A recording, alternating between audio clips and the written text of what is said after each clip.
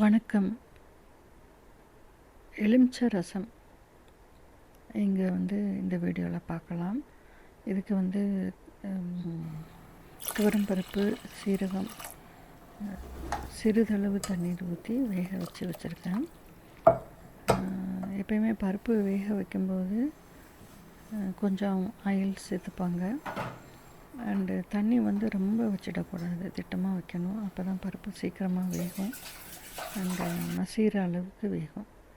So இந்த பருப்பில் தண்ணி கம்மியாக இருந்தனால நான் இன்னும் ஒரு ½ டம்ளர்லேருந்து 1 டம்ளர் தண்ணி ஊற்றி அதிலேருந்து தண்ணி எடுத்து வச்சுக்கிட்டேன். இந்த பருப்பு தனியாக தாளிச்சிட்டு சாதத்தோடு பிசைஞ்சு சாப்பிட்றதுக்கு வச்சுக்கலாம்.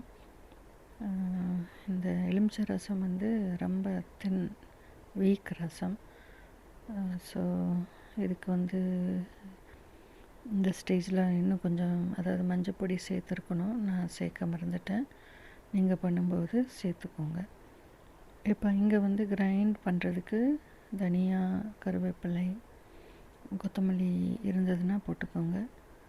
தென் கொரியண்டர் சீட்ஸ், சீரகம், மிளகு, dry chillies or green chillies, தக்காளி வேணும்னா போட்டுக்கலாம். இஞ்சி இன்னும் கூட ஒரு பெரிய துண்டு போடலாம்.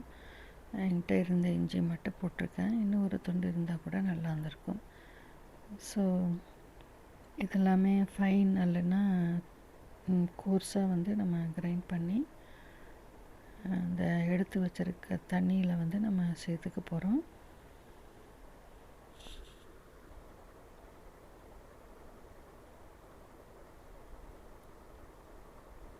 தக்காளி விருப்பம் இருக்கிறவங்க சேர்த்துக்கலாம்.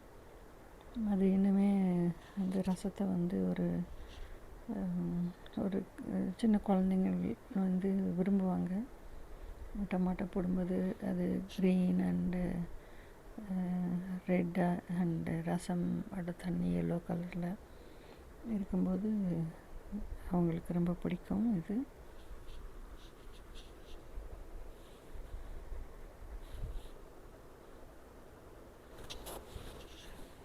இப்போ கிரைண்ட் பண்ண அந்த ரசத்துக்கான இன்க்ரீடியன்ட்ஸ் இதில் சேர்த்தாச்சு. நம்ம தண்ணி எவ்வளோ வேணுமோ அவ்வளோ தண்ணி ஆட் பண்ணிக்கணும். ஸோ ரசம் பண்ணுறதுக்கு முன்னாடி நம்ம பிளான் பண்ணணும் நம்மளுக்கு எவ்வளோ குவான்டிட்டி தேவைன்னு. அதுக்கு தகுந்த மாதிரி இந்த கிரைண்டிங் இன்க்ரீடியன்ட்ஸ் நம்ம தேவையான அளவு போட்டு கிரைண்ட் பண்ணி போடணும். இல்லைன்னா ரசம் சப்புன்னு இருக்கும். ஸோ இப்போ உப்பு சேர்த்துக்கிறேன். பெருங்காயம் கூட நான் இந்த ஸ்டேஜில் சேர்த்துக்கிட்டேன்.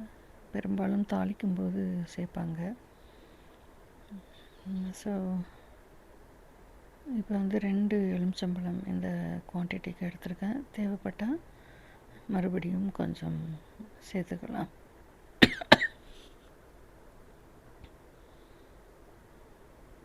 இப்போ இதை சீட்ஸ் இல்லாமல் வடிகட்டி சேர்த்துக்கிறேன் அந்த ஜூஸை. எலுமிச்சை நம்ம தமிழில் சொல்கிறோம்.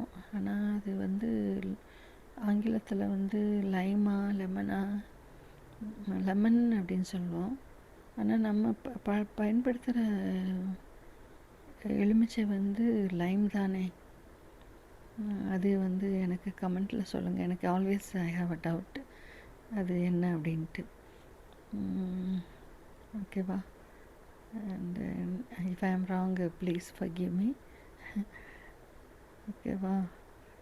இப்போ எலுமிச்சம்பழம் மறுபடியும் ஜூஸ் சேர்த்துருக்கேன். இப்போ நம்ம இதை தாளிக்க போகிறோம்.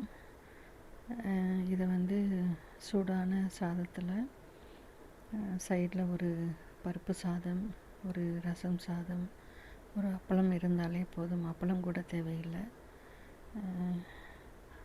வெளியில் ஹோட்டலில் சாப்பிட்றத விட இந்த சிம்பிளான ஃபுட்டு ரொம்பவே ஆரோக்கியமானதாகும்.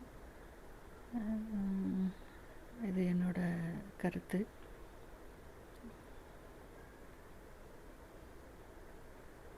ஓகே, இப்போ தாளிச்சாச்சு.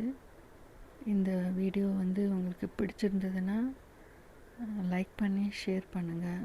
அண்ட் என்னோடய சேனலுக்கு சப்ஸ்கிரைப் பண்ணிக்கோங்க.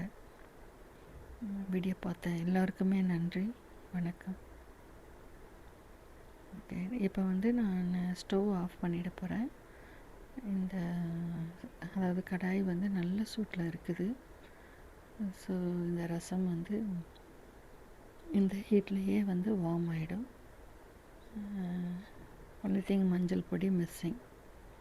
அண்டு தக்காளி சேர்த்தா இன்னும் கூட கலர்ஃபுல்லாக இந்த ரசம் இருக்கும். நான் இங்கே தக்காளி சேர்க்கலை. ஸோ இப்போ வந்து லஞ்ச் பருப்பு அண்டு கீ அண்டு சிறிது சாதத்தில் வந்து ரசம். இது வந்து ஒரு சிம்பிள் அண்டு ஹெல்த்தி டிஷ், வீட்டிலையே பண்ணது.